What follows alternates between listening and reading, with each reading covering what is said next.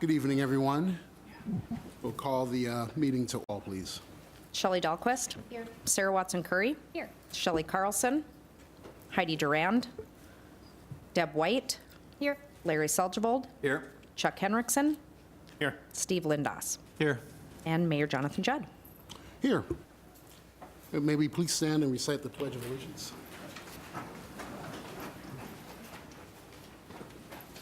I pledge allegiance To the flag of the United States of America and to the republic for which it stands, one nation, under God, indivisible, with liberty and justice for all.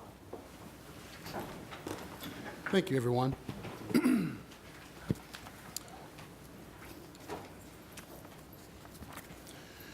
Moorhead City Council welcomes and encourages public input on issues listed on the agenda or of general community interest, time and council permitting.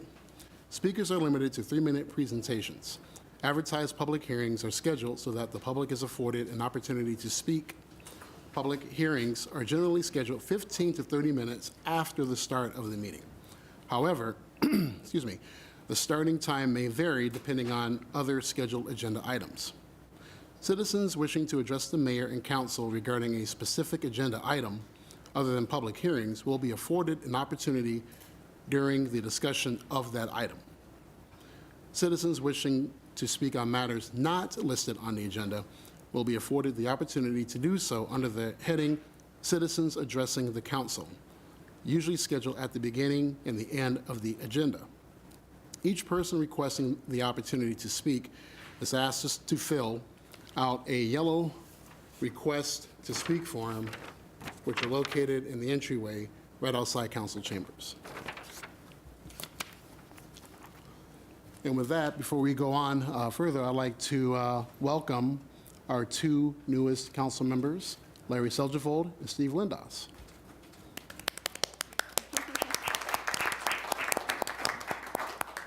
We now have a full council, folks, so that's good, and we're ready to move forward. All right, so for those at home, we're on item number 3, which are agenda amendments. Madam City Manager, have there been any amendments to tonight's agenda? No, I don't believe so. Anyone from the council, any amendments? Okay.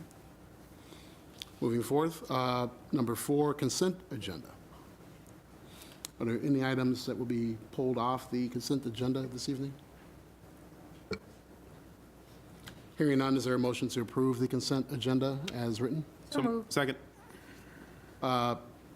Councilmember White with the motion, seconded by Councilmember Hendrickson. Any further discussion? All in favor, please signify by saying aye. Aye. All opposed, same sign. Motion carries. Then we'll move to number 5, recognitions, presentations. 5A is a presentation, excuse me, from the League of Minnesota Cities. And presenting will be Mr. Dan Greenswig and Ms. Laura Kushner. Thank you, Mr. Mayor, Council. We appreciate some time on your agenda tonight. We will keep it short. I know you've got a busy agenda. I'd like to start by congratulating the 2 new council members. It is a very exciting time in your life, and I know something you'll look back on and feel a lot of pride in later years. I had the opportunity to serve on my own city council. It was really one of the highlights of my life, so enjoy your time. We wanted to come up here for a couple of reasons. One was just to thank you for being members of the League of Minnesota Cities and League of Minnesota Cities Insurance Trust. For those who don't know, we're a statewide association that serves Minnesota cities. We provide legislative representation, research services, communications assistance, and then the Insurance Trust provides coverage on both property, casualty, and workers' compensation. And one of the nice things about the position we're in at the League is because we have such a strong membership and we're so well represented in communities like yours. Moorhead is a very important community to us. It's a very important community to the state and regionally. And that's one of the reasons it's such a privilege to be here tonight, because I know how important you are to the surrounding areas and really to this whole part of the state. I had a chance to be up here in August with our general counsel, our deputy director, and at the time we met with Mayor Judd and a number of other officials. And so we wanted to come back up here and have a chance to say hello to the rest of you as well. And so I just want to touch on a couple of the things that we're focused on back at the league, and then Laura Kushner will follow up with a couple of other things. A lot of the reason we're out and about the way we are is because we're really putting an emphasis on member engagement. You know, I think we have some pretty smart people back in St. Paul, but there are a lot of really smart people out in other parts of the state, and you're the ones who know what your communities need. And the more we can hear from you, the more we can have those conversations like we did in August, a better job we can do of serving all of you. And so we're trying to get out and about, and this is one example of it. In August at that conversation, Mayor Judd had suggested at the time the idea of creating some sort of affinity community of regional centers, that places like Moorhead, Mankato, other places like that have sort of unique needs in the way that you serve your communities and the surrounding communities, and that might be libraries, public safety, all those kinds of things. And in response to that suggestion, which we heard echoed from some other people we talked around the state, we're creating a member link community designed to do exactly that, to connect some of the affinity groups together, to connect the regional centers so that you can talk about how do you deal with those kinds of issues with other people around the state who are facing the same thing. From the insurance trust side, the thing I just want to mention briefly is what we see as our biggest issue both this year and probably for some time to come, and that's post-traumatic stress disorder. As you are probably aware, especially among public safety workers, it's become a very significant issue. In the 6 years, it's been compensable under workers' compensation since 2013. It is now this year going to be a $9.5 million cost for us, is our projection. That means that in the 6 short years since it became compensable, it's become 20% of our workers' compensation costs. Obviously, we need to address that. We need to figure out how we're going to handle it, because it's financial costs that get passed back to all the cities in the state. But I think one of the things that's important from the perspective of us at the Insurance Trust, because we're so closely connected to the league and because we're so concerned about the policy issues that affect you, it's not as simple as just writing a check and saying, okay, well, we've taken care of the work comp costs. It's really about the human cost of this and about the social impacts it has. So when a public safety worker or anyone else ends up going out of work because they've got post-traumatic stress disorder, writing them a check doesn't fix the problem. They might be having problems engaging with their family. They might be having problems being involved in their community. They might be having problems doing all the things that make them such a valuable member of your community. And so we're really looking at ways to try and tackle that. We are actually on Friday going to be interviewing for a position that's designed specifically to try and deal with this issue and try and marshal kind of the public health resources, the academic resources, resources at the state, resources elsewhere to tackle this on, yes, a financial basis, but also on helping figure out how do we help public safety better serve our communities. And I think that's really one of the things that I would encourage all of you as you interact with us is let us know what are the issues that are facing you, because we want to help you financially from the Insurance Trust side, but we really want to help you as well from that policy side, help you figure out what's important, what do you need to address, and what are the ways that we can be of assistance that way. Thanks. I really just came to take a picture of Dan and tweet it. I'm kidding. I just mentioned a couple of other things that the league is working on. I have had the pleasure of working on our race equity strategic plan for the past few months. And the focus of that plan, I won't go into all the details, but one thing that I think is good news for our members is that we are looking for race equity strategies that will fit any size city in greater Minnesota, in the metro area, from very small to very large. So stay tuned for more on that. We'll be sending out more information about that in the not too distant future.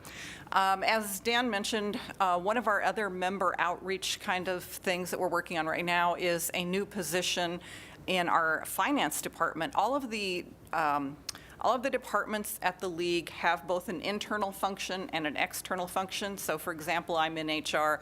I do HR for the league, but I also do HR work with cities. And our finance department has never done that. So we are changing that now. We're going to have an outward focused finance person who will help cities with complicated finance issues and just be there to help with guidance and stuff. The other thing I wanted to mention is that I am supposed to do a little commercial for our elected leadership conferences, which are coming up in January 24th and 25th in Plymouth, and then the Advanced Leadership Conference is in Baxter on February 28th and 29th. So hope we can see you there. We love having you at our conferences. We learn as much from you as you do from us, and I can definitely say that's true. And that's really all I had. Thank you. Thank you for your presentation. Are there any questions from any council members? Councilmember Sarah Watson-Kerr. Thank you, Mr. Mayor. Laura, I had a quick question about the race equity strategies. I, at a previous conference, heard about the cohorts with GARE, government. I can't remember what it stands for. Maybe you can help me with the acronym. Yes. But is that kind of bounce? I know they're pivoting on that a bit. Is it a response or change to that cohort program? It's not exactly a change. GARE is a separate organization, Can you and remind us what it stands for? Government Alliance for Race Equity. Thank you.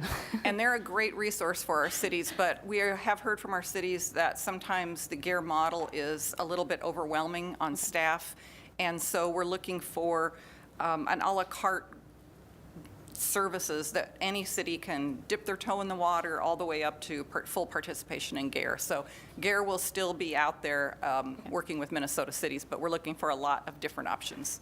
Great. Thank you. Thank you. Any other questions? Okay. Thank you for making your way up here. Thank you. Appreciate it. Thank Thank you. you. Then we'll move on to item 5B on the agenda, which is the West Central Initiative Update, presented by Ms. Rebecca Peterson, the Director.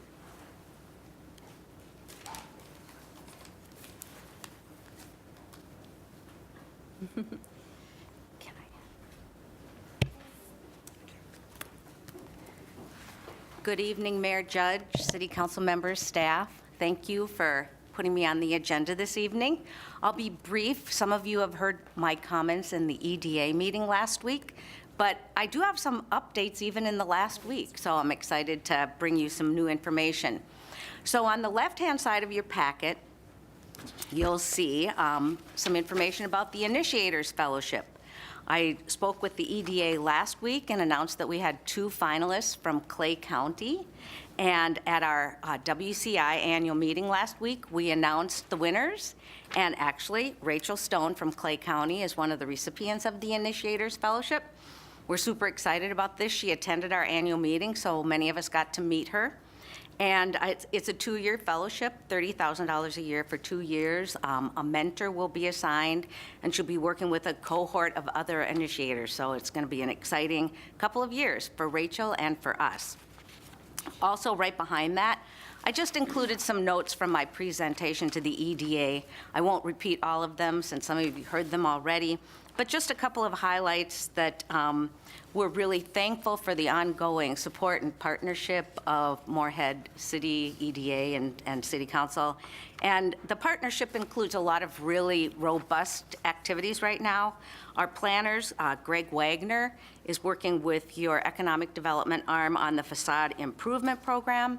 Another planner, Jill Amundsen, is working on the business retention and expansion planning grant from WCI. Mayor Judd was at the mayor meeting with Ben Shire and Anna Wasesha, our president and CEO, 2 weeks ago. And finally, our ECI coordinators are working with the ECI coordinators here in your city, working on the Complete Count Committee. They keep reminding us that kids count too, and we also need to keep reminding ourselves that so do our snowbirds, so let's make sure they're all included in the census. So that's on the left-hand side of your packet, and then also, since the presentation to the EDA last week, I have a more robust outline of West Central Initiative's strategic plan and framework. So you might want to take a time to read the letter from Anna Wasesha, our president and CEO. The next page focuses on our core values: neighborliness, generosity, empowerment, and trend testing, which works really well with that Initiators Fellowship. Our strategic priorities for the next 3 years: reimagine regional, invest in local, educate, activate, and celebrate. And then finally, our 4 cornerstones that fit with our planning department: I really love the back page, and I just want to draw attention to the 17 Sustainable Development Goals adopted by the United Nations and also by the Board of West Central Initiative. And these include things like no poverty, zero hunger, peace and justice and strong institutions, sustainable cities and communities, climate action, decent work and economic growth. We especially value goal number 17, which is strong partnerships in our region. So thank you for your ongoing support and for having me here tonight, and look forward to working with you for years to come. Thank you for your presentation, and also thank you for your partnership. I knew before I became mayor that West Central and the city of Moorhead always enjoyed a strong partnership, so thank you for all your work. Well, thank you. It'll just continue to grow, I'm sure. Madam City Manager. Mr. Mayor, City Council, Rebecca and I have had some conversations, have been able to spend some time together. And when she came to EDA, we did ask for a request to increase the amount that the city of Moorhead, on behalf, EDA does actually on behalf of the city, contributes to West Central. And we were able to secure a small funding increase for them at their request. So really pleased about that. So just want to let you know. Well, thank you. Does that bring about any questions or comments from council? Okay, thank you. Thank you.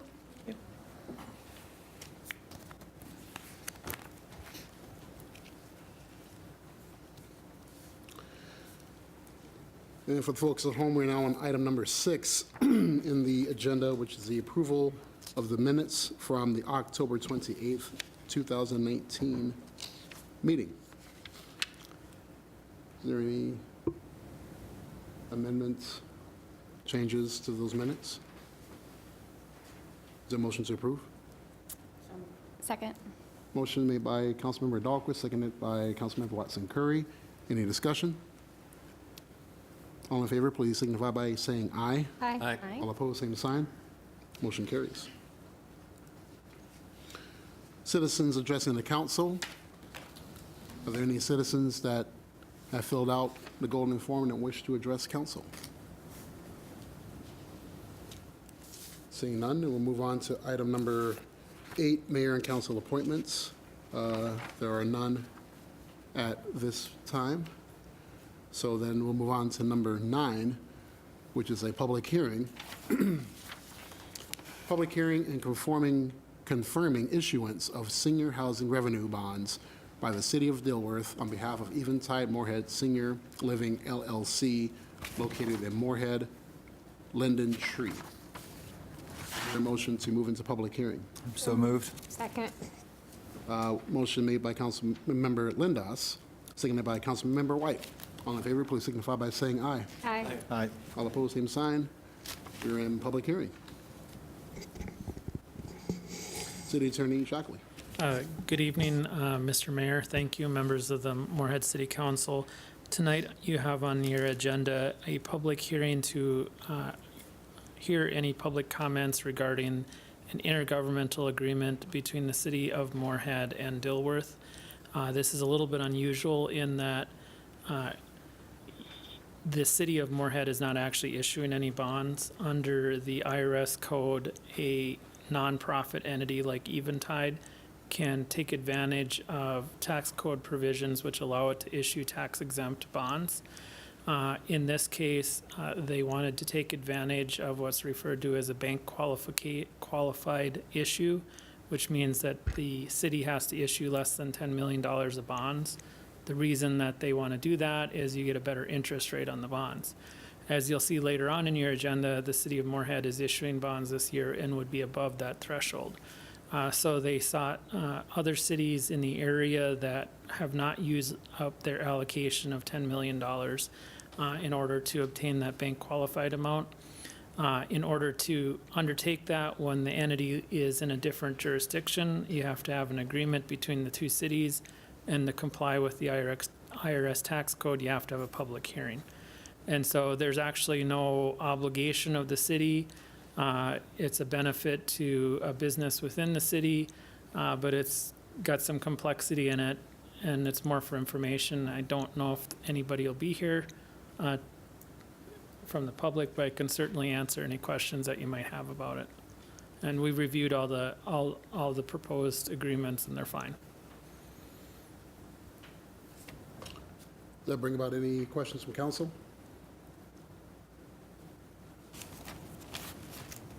Okay. And anyone from the public wishes to be heard regarding this item? Okay. Then is there a motion to close the public hearing? Move to close the public hearing.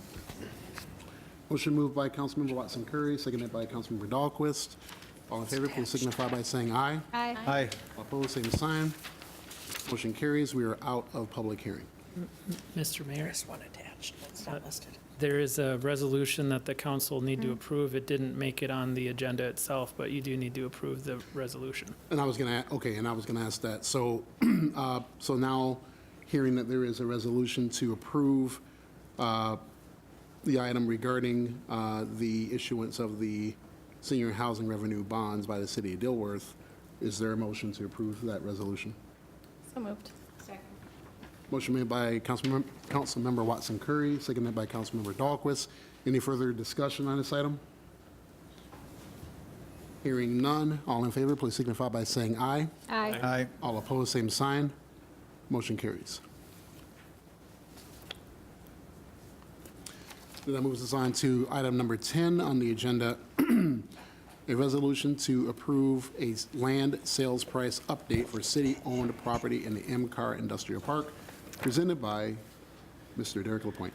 Thank you, Mr. Mayor, and congratulations to our two new council members. I'm going to be brief with a few of these items here. You'll probably hear from me for the next 4 items, but in short, we've been talking about the land pricing sheets for several months about updating our pricing in the Makara Industrial Park.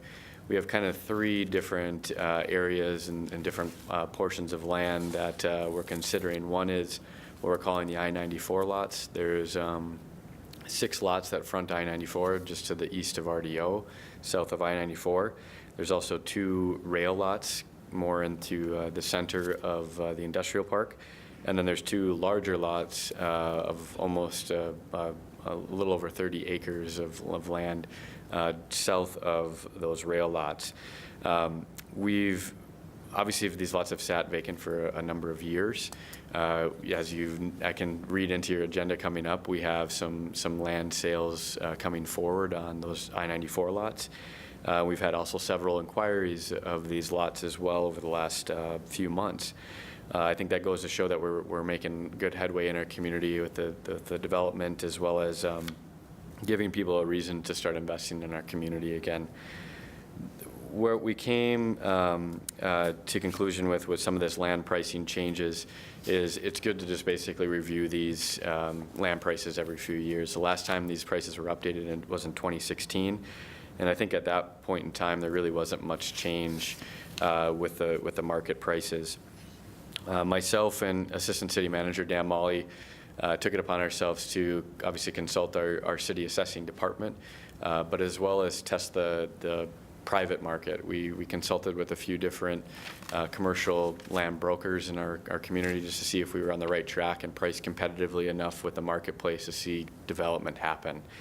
With that being said, you'll see the sheet on your council communication where really there's no changes in the special assessment cost per square foot. That is pretty much stagnant, and that will be assumed based on the projects that are existing. The only reason that will change is if there's any new projects that are assessed within the park. But what we are considering is potential changes to the land prices, and that's a cost per square foot. So what you'll see is on specifically the I-94 frontage lots, is you'll see an increase of 50 cents per square foot, so going from $2.50 per square foot to a solid $3 a square foot. That again would be the land price. Specials would be assumed after. The rail lots, we're suggesting a no change in those particular lots. And then for the larger lots, we're seeking a increase of 75 cents per square foot. That would equate to $2 for that land, $2 for the square footage price, with specials to be assumed after.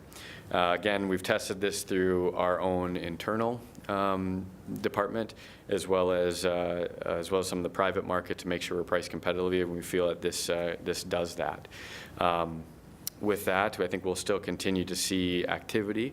I'm excited to see what comes out of this. This has been something that we've been trying to spur for a number of years, and to see more commercial and industrial users come into our community is a really big thing. So with that, that's the recommendation before you. I'd be happy to answer any questions you may have. Councilmember Hendrickson. Thank you, Mr. Mayor. You know, Derek, with the rail lots, you're going to keep that pretty even, and you're going to bring the I-94 frontage lots to the recommended land price, along with the rail lots and the I-94 frontage lots. Is there a reason for that? Is there a reason you're going to keep it at $3 for the rail lots? Yeah, well, I think, you know, we've had a lot of people consider the rail lots, and actually we went to the Makara Review Board about 6 months ago, because we had some non-rail users that were looking at those lots. We just quite haven't seen traction with rail users to come in and utilize it. So we felt it was appropriate to not increase a rate right now. We feel like they're still priced competitively within the marketplace. There's not a whole lot of rail lots available within our community. So we felt that based on, I don't want to say the lack of interest, but we haven't really seen a whole lot of interest on those lots yet for rail users. We felt that it is appropriate to keep it at its current price rates, and we could always consider it at a future date as well. So now, there is, I will say too, there also is considerations for future expansion of the park as well, for continual expansion of that rail spur. So those conversations are still ongoing, and could be developed as a part of a larger development process. But at this point, we felt that it was appropriate to keep the prices at the same. So typically with rail lots, you're looking at kind of bigger manufacturing companies, that type of thing? Yeah, I mean, not necessarily either. I mean, it could be a smaller op, but that needs the rail access, so whether it's shipping or deliveries, et cetera. So yeah, most of the time you see larger users that will take advantage of it. But it can be a variety. You see it on the spur that's already existing out there, with a variety of different users that are out there, from, you know, fertilizer to mechanical equipment, et cetera. So it just varies depending on the use and the business itself. Thank you. Any other questions? Councilmember Watson Curry. Thank you, Mr. Mayor. Derek, just wanted a clarifying question. The large lot, does that include our certified shovel-ready property, or is that not included in here? I just wanted to know where that. Yeah, it does. We certainly can share that information, because I think that's good for our council members to know where that is. We have, to reference that, we have 197 acres of certified shovel-ready sites or land that's available. So those two larger lots do encompass that as well. Yep. Thank you. That bring about any questions, comments? And Derek, Madam City Manager, can we clarify something? I noticed that I highlighted that 75% of these proceeds may go into a fund to help rehabilitate our park, our red rate? Yeah. Can you talk about that Mr. for Mayor, me? City Council, we started this last year or the year before, late the year before, possibly last year, for any city-owned property. In order, we have millions and millions of dollars in red-rated items, meaning items, capital improvements that are behind because we haven't been maintaining them all these years. And so there's some critical items that need to be repaired, retained. We have no money built in for it. Rather than bonding for that additional every year, we've been using 75% of the proceeds, and this has been working really well. In fact, we didn't have to bond for the 500,000, or for the 2 million, or however much it was in 2020. I can't remember off the top of my head. But we didn't have to go out for that. We had earned enough money on the red rate, 500,000, on the red rated items from our sale property last year to fund this year's capital improvements, red rated items. So we're suggest we continue that. We only have so much land, but we might as well utilize it while we can. And then the 25% goes into a fund for economic development, and we use it for appraisals and so forth, environmental cleanup or whatever we need. No, thank you for mentioning that. I I know that parks have been on the minds of a lot of our citizens, so it's good to know and give the info that that money could go to help those things out. And just so I'm aware, the red rate items, does that go back to what Mr. Steve Moore brought up a while back with the much-needed fixing on some of the Yes, parks? that Right, does. okay. Thank you. So that ties that all in, so thank you for that. Does that bring about any questions or comments from anyone? Okay. You also see that clause in the upcoming items as well, so you'll see that again with the city-owned sales. Good, thank you. All right. If there's no other comments or questions, shall we entertain a motion to pass the resolution? So moved. Moved by Councilmember Linda, seconded by Councilmember Hendrickson. Any further discussion? All in favor, please signify by saying aye. Aye. All opposed, same sign. Motion carries. We move to number 11, a resolution to approve the sale of land to ISR Homes for property located at 4218 29th Avenue South, parcel number 58.418.0030. Thank you, Mr. Mayor, and Madam City Manager and City Attorney John Shockley. I know we discussed about potentially presenting these items holistically. It'd be items, I think it's 11, 12, and 13. And then you'd have 3 separate actions as far as the resolutions for each. So if you're okay with that, I'll proceed in that fashion. Absolutely, that's perfectly fine. Yep. And really, the reason for presenting them in the fashion that I suggested is it's a really great time for Moorhead, as I was speaking with the industrial park and specifically these I-94 lots. We've, again, had several inquiries over the last few months. 3 ended up coming in with official offers.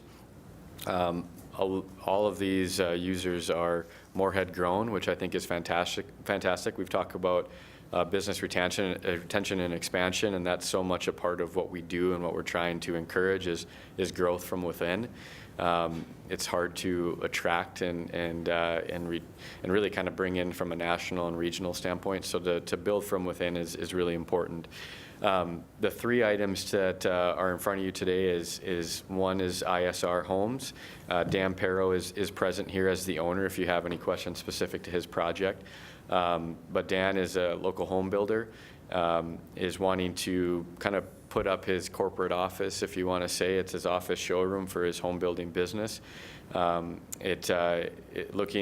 Initially, he was looking at a portion of Lot 6, which is our furthest eastern lot. He was looking at about 2/3 of that lot, and after some consideration and after going through some of his plans, he determined that he needed more. And he's also looking at a bigger project, which I think is fantastic. So he's looking at the construction of a 18,000 square foot building, again, an office showroom for his home building company. The other ones that you'll see here is you have Pfeiffer's Auction and Realty. A clarification to the council and council communication. I know it says on here under background, it says shown as lot 5 and part of 6. That was their initial offer, and they're actually considering lot 3 now. So they were willing to consider moving a little bit further out as a part of their desire. But they are looking to build their corporate office as well. They're still finalizing some plans as a part of this, but they are hoping to break ground still in the summer of 2020. So corporate office for Pfeiffer's. We're also connecting all 3 of these projects we've connected to our state partners for potential state incentives. It looks like for Pfeiffer's sake, they may qualify for some state incentives to a pretty large degree for their relocation of their corporate headquarters to the state of Minnesota. So a big opportunity for us and for them in that particular instance. Lastly, we have RDO. RDO obviously is an existing user to our park that historically has put in about $15 million to their existing facility. Steve Connolly is here if you have any questions. I should mention too, Pfeiffer's was not able to have somebody come tonight, so I'm happy to try to answer any questions as best I can for them. But Steve is here from from RDO. They are looking at lots 1 and 2, so kind of a continuation of their facility and from their land. Their short-term plan is to kind of use it as equipment display, but per the covenants of our industrial park, there is a requirement to kind of have a project within 2 years. So they are working and have plans to further the expansion of their facility within that restriction of the covenants. So again, 3 very exciting projects. Obviously, it is a unique and a unique corridor, obviously a gateway into our community. There's certain, again, covenants that restrict the land uses as well as and some of the building materials and the visual aesthetic as you kind of come across that corridor, all of which intend to meet those requirements. A couple maybe cleaning things with this, just so you kind of understand the process. But today we're considering the land sales. When they have projects, all are considering to come in for our incentive application. So we expect to see those in future months. They also have to go through a Macara review board that looks at the use as well as looking at the covenants itself and making sure that their product is meeting those covenants. So those are separate processes that will come forward, but today we're obviously considering the intent and the sale of these properties. I will note too, you'll see in the council communications and the resolutions that tonight you'll be authorizing the finalization of the purchase agreements. We're very close with all 3 of them, but between the city manager, city attorney, and the mayor, we don't see a whole lot of change happening with those, but you are authorizing some of the finalizations of those agreements to happen at a future date as well. So with that, I'd be happy to answer any questions. I know we have representative from RDO and from ISR Homes here if you have any questions. So bring about any questions? Councilmember Dahlquist. Thank you, Mayor.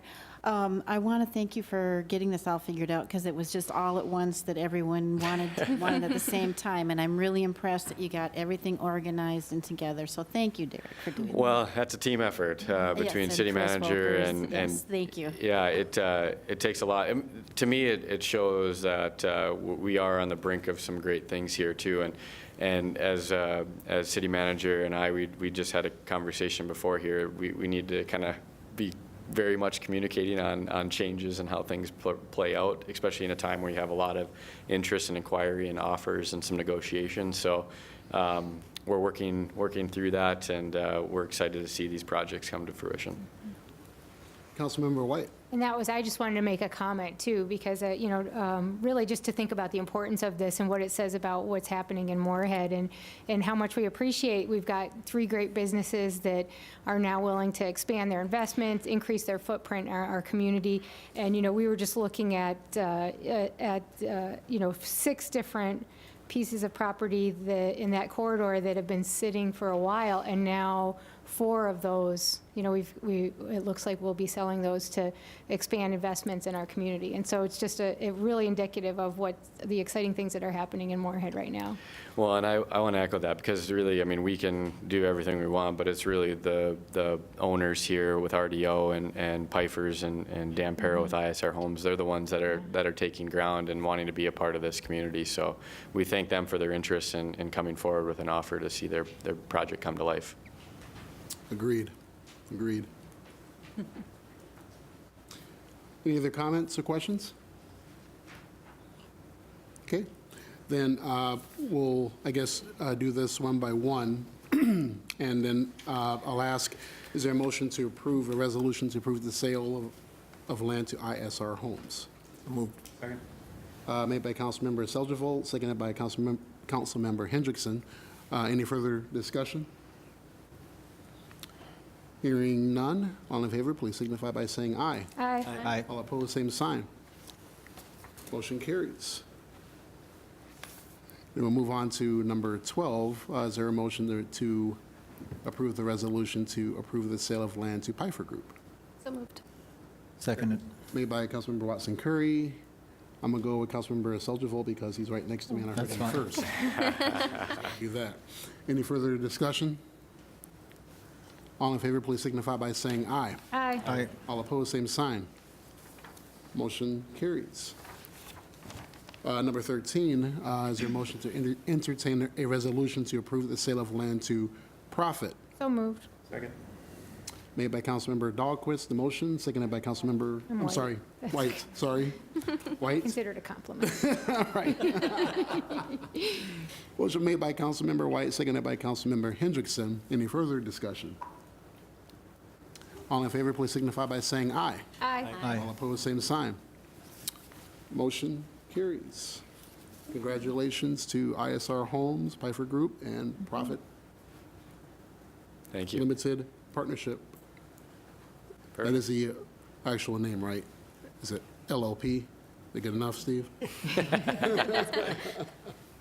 Thank you and congrats again. So still your show, Mr. Still my White. show, yeah. Number So 14, Economic Development Update for those at home. yeah, Chris twists my arm every quarter here to give a little update on what I'm doing, but it's been a great few months. Obviously, this is just a snippet of it. You guys receive a monthly report of what I present to the EDA, but you know, some of the highlights that I think are worth stressing to the public here is we continue our efforts for the downtown master plan.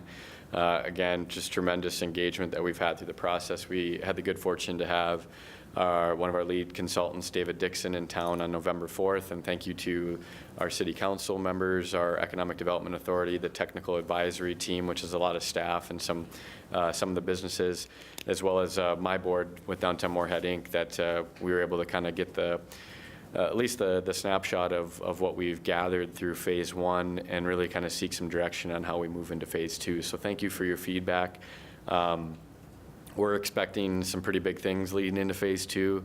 That being said, we're working on some dates, but we're going to have some large public events in January, similar to what we did a few months ago for phase 1. So we'll be taking all those ideas, everything that's been grassroots from the public, and really testing those out with folks. And you know, really the goal is to come up with obtainable objectives and goals, as well as some strategic implementation to really kind of see some of these ideas and objectives come to life. So we're excited to see the next steps.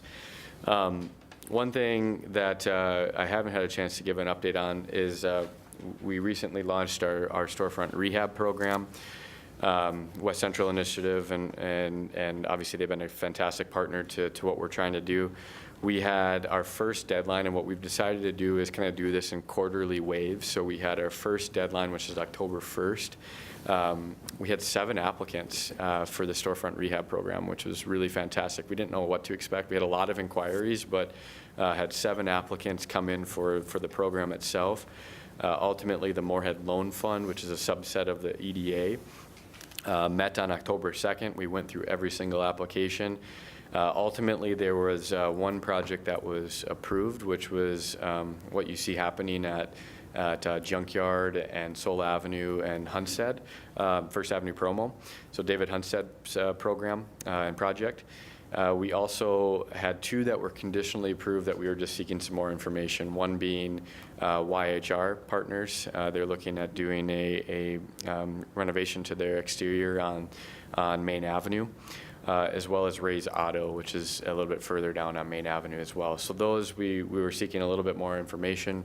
We hope to have an updated Moorhead Loan Fund meeting here within the coming weeks, and we'll give decisions to those. As a reminder for this program and for our new council members, we set aside $200,000 of our Moorhead Loan Fund, which had about $1 million in that fund that West Central manages for us. Traditionally, they've been used for gap financing, so it's always kind of been refunded through that loan process.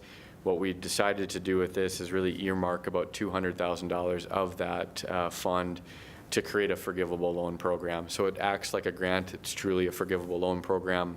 There's some stipulations that are in place that really looks at some criteria of what we're trying to see. But we're seeing excellent results. Obviously, we have 3 that just went through. You know, if we continue to use those funds, we can look at alternatives to see if we can sustain that program. But, you know, we hope by this round, as well as the one that will be leading into beginning of the new year into 2020, into spring of 2020, you get 10 projects that happen in our downtown that improve storefronts. That's a big deal. The look and aesthetic of it will change pretty dramatically, pretty quick. So we're excited to see it. And most, we have a cap of 25,000 of the city commitment, a minimum of 5,000. It's a 50-50 grant, so they have to put in that amount. Most of the projects we're seeing are putting in well above that. So we're seeing significant improvement that certainly a city contribution can help to the overall good of what we're trying to see in our urban core. A couple other things to maybe stress on too is I had, again, the good fortune to attend. This is my third time attending the International Downtown Conference. This was in Baltimore this year. This is a international organization that gets people from all over the country, large cities to small cities. It is interesting to see. We don't have many people from our region that attend this particular conference. But I think Moorhead's gaining traction in a big way at a large international level like this. It's to even have an individual like David Dixon, who's so nationally renowned, be a part of our plan, who's speaking about our city at these events is a big deal. But I think people are looking to situations that we're obviously confronting head on and trying to tackle and trying to kind of just pick peer-to-peer communication or just things that we're trying at a holistic level to see what sticks and what doesn't. And certainly anytime you can interact with a group like that and individuals that run business improvement districts to economic development to regional economic development groups, it is great to see the progress that our urban cores are doing. And that's been the trend, and I've said this to our council for a number of months. Investments in our urban cores are really the future. And some of my big takeaways, and I don't like reading things word for word, but I think they're worth kind of pointing out from a public perspective, is really kind of some things that stood out to me. One is art is a strong component to economic development. You see this through cities large and small, people that invest in public art, or even cities that quite frankly are setting the tone from an art standpoint, and in turn then their private developments are taking action to it. They're creating environments where people want to experience, live, work, etc. Secondly, and you've heard me say this a lot, is building for youth is crucial. Again, you want our children, our young professionals to be in an environment where they want to live, raise a family, work, etc. So it's really important to focus on our youth. And also, which I think is maybe some of the most important, is consistent leadership and direction is needed to see a vision come to life. Every single one of these cities that are being successful and seeing dramatic change, whether it's elected officials, whether it's downtown organizations, Moorhead Business Association, chamber of organizations, whatever it may be, there is a unified front of how we want to see these visions and goals come to life, and people are holding each other accountable, and they're seeing some pretty big goals and pretty big projects that are obtainable and that are happening, and they're seeing their cities transform before their eyes with some pretty amazing results that benefit not only the public, which is what we're all serving, but also benefits the city holistically as well. So it's a great thing. I've been engaged with that group for a while. They've also asked me to kind of be a part of some of their economic development council stuff too. So it's nice to see some of the small communities like Moorhead have a big stage and an international presence. So. And Derek, if I may interject briefly, just for the public and those folks at home. Now, I was not aware that Mr. Dixon, he only usually works with larger jurisdictions. Is that the case, and he's helping us out here?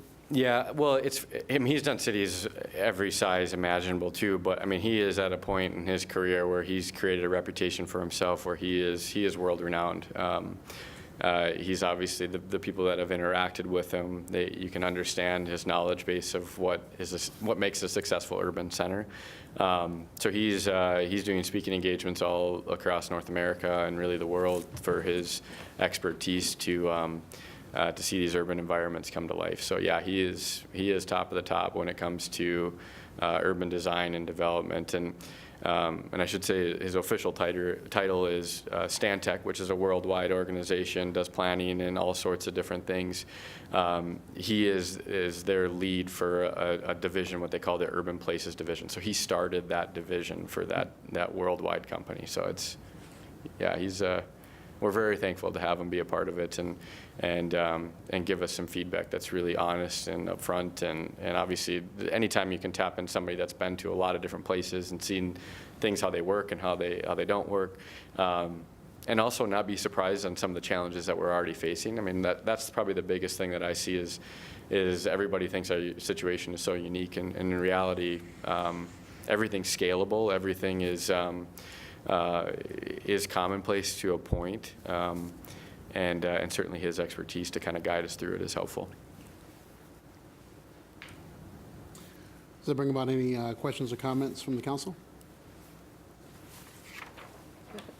Questions Councilmember slash Watson comment. Thank you, Mr. Mayor. You talked about arts setting the stage for things, and you also mentioned Ray Auto Body is getting a store rehab. They have a lovely mural. Just wanted to know if you know the status of that. Public art can come and go, I know, but just curious if that's being touched at all. For the Raise Auto, is that what you're saying, or for? Yeah. Yep, they've got a pride mural and applied for a storefront. Only like just over a year old, too.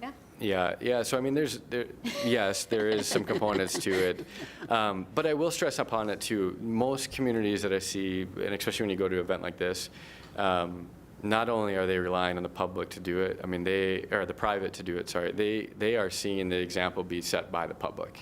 So whether that's money set aside for certain things, and we're starting to see that here in Moorhead, but I don't think it's out of the question, because a lot of communities, once you see that established from the public realm of supporting it, there's more of a willingness to have those conversations with developers to say, hey, we want to see something, and maybe we have the abilities to help assist with seeing public art come to life too. So I think that's one of the big takeaways that I have. Does that bring about any comments or questions from the council? Okay, Thank you, everybody. thank you. Thank you for all of your work. All right. So, if I'm not mistaken, that jumps us down to item number 20 on the agenda, which is to consider the first reading of ordinance 2019-11, an ordinance to amend liquor control definitions and conditions of a license.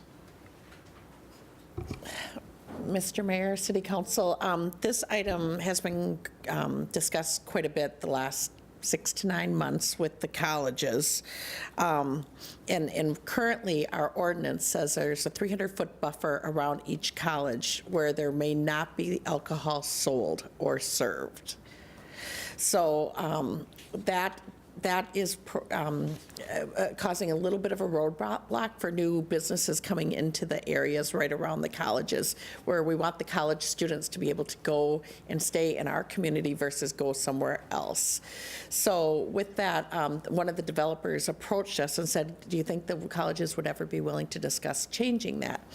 Hence, that kicked off an entire series of meetings with the colleges, college presidents, and some of their executive staff. We've had many, many meetings, and the result is what you see before you is a revision in the city code that we are asking for your consideration and approval. And what that does allow is within that 300-foot barrier around each college that 3.2 beer and malt liquor and wine be sold and served. It must be a restaurant, though. It cannot be a bar. A bar cannot be created in those areas around those perimeters. So I think that's pretty much what the ordinance in front of you says. Councilmember White has been talking to some neighbors and might have some comments about this. We have been kind of advertising that we're doing this, trying to invite people in to give us some feedback.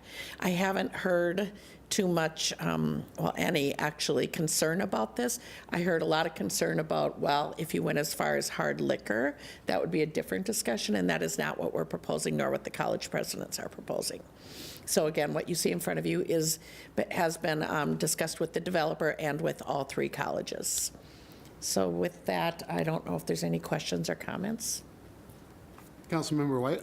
Yeah, so as City Manager Volker mentioned, I had spoken with her, and I'd spoken with people over the last couple of months when this issue was being considered. And actually, you know, I've spoken with several residents since this happens to be in my ward, and in fact is in my neighborhood. My house is in that area.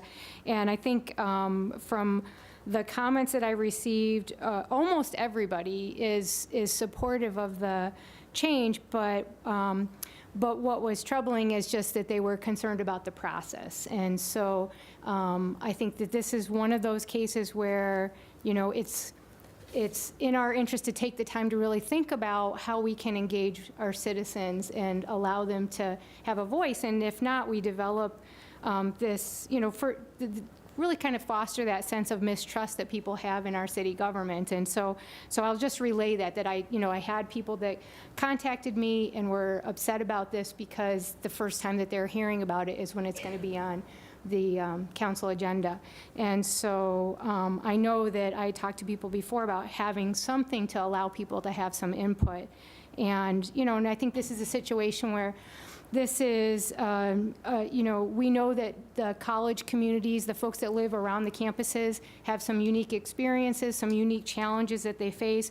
We've seen that in the past where have had residents in here who have expressed their concerns and their feeling that we aren't always listening to them. And in particular, this one issue is something that is very impactful that, you know, as many of you recall, we had 2 deaths within 18 months of students from alcohol-related issues. And so a lot of us in those areas are very sensitive to some of the issues. And so I did want to apologize to the people who did feel that their voices were not heard ahead of time and who didn't have a chance to really have any say before this came before council. And I do hope that we can do better in the future. But again, I do have really, on the plus side, I do really value that the way this was put together was meant to try to find something that would be a workable, good compromise. So I know many of the people that I heard from said they were glad that it didn't include liquor, that we're not talking about putting a bar on 8th Street near the campuses. It is limited to restaurants, and people were pleased to see that and really would like to see the opportunity to have more restaurants, full-service restaurants in that area, but they just would have liked to have known a little bit more and had their thoughts being given consideration a little bit earlier. So I wanted to bring that to the council. Thank you, Councilmember White. Councilmember Hendrickson. Thank you, Mr. Mayor. That's why we have 3 readings, though. We have a first reading, and then we can have a public input on the second and third reading. So just trying to bring that to attention. And I do have a question. Why is there some uncertainty with the college presidents about having a full liquor license? Is it just a safety issue, or? Councilmember Hendrickson, it is a safety issue from their perspective. I can only speak to comments received by one of the colleges who has had some past experiences, and Councilmember White did mention there's been some pretty sad situations. And so we thought as a group that this would be a good way to start the discussion, having just beer and wine, and making sure it's in a restaurant setting. It's not a bar kind of come in and, get drunk kind of setting. We thought we all agreed that would be a good step towards it, and it is a safety concern for the colleges, so. Okay, thank you. Does that bring about any, Councilmember Lindos? Just a note of maybe clarification. The 300-foot boundary, the blue line, is that the actual line that the college presidents, in terms of MSU on Moorhead, there's the parking lots that they have, plus there's kind of their business school. So I was is that just kind of like? Councilmember Linda, that is the line or the boundary that is in current code that someone way ages ago agreed to. Okay. So that's been in code for a very long time. We did not fool with that. They all agree with that, whatever it is. Everybody has bought into that boundary. Oh, Derek? I'll just add quickly. Yep. Yeah, I'll just add quickly too. So some of the history on that too. It actually used to be in state code, and actually used to be 1,000 feet around college campuses. So obviously, they continue to get exemption requests locally. the 300-foot boundary was determined by the existing leadership there, the leadership at the time from the college campuses. Councilmember Watson Curry, Ms. Webb. Okay, I thought Thank you, I saw Mr. Mayor. Two comments I wanted to make.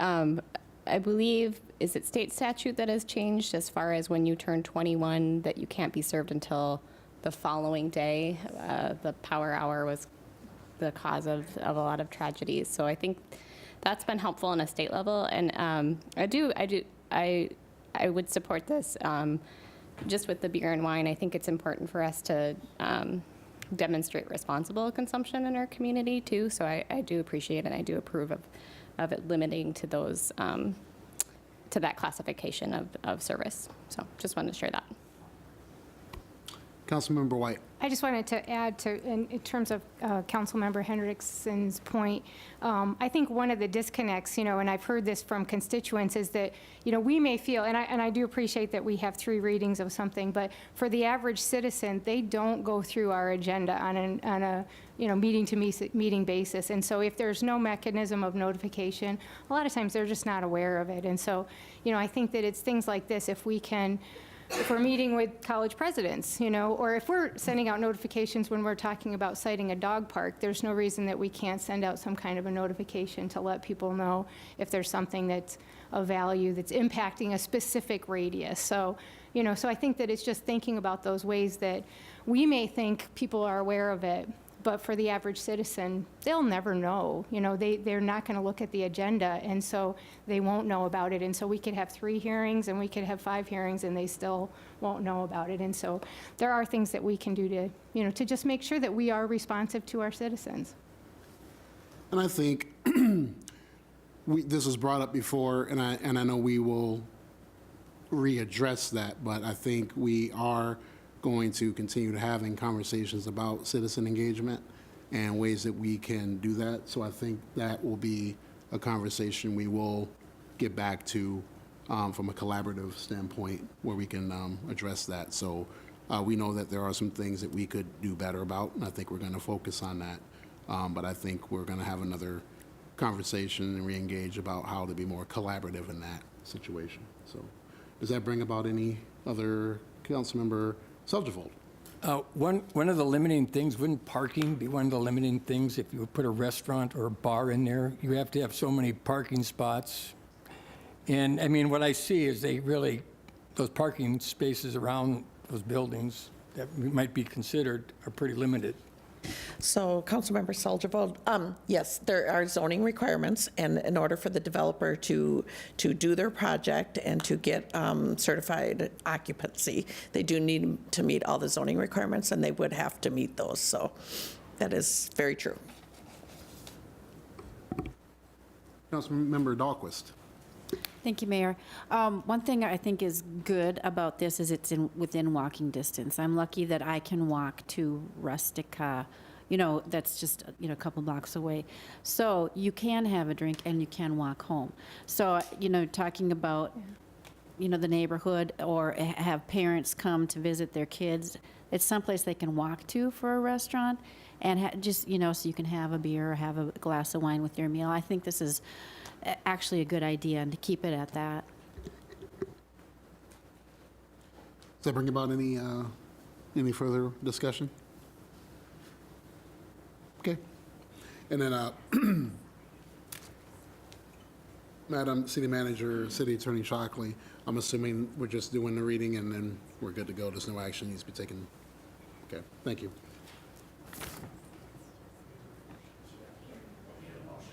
Oh, motion for the first, okay. Is there a motion to consider the first reading of the ordinance 2019-11? So, second.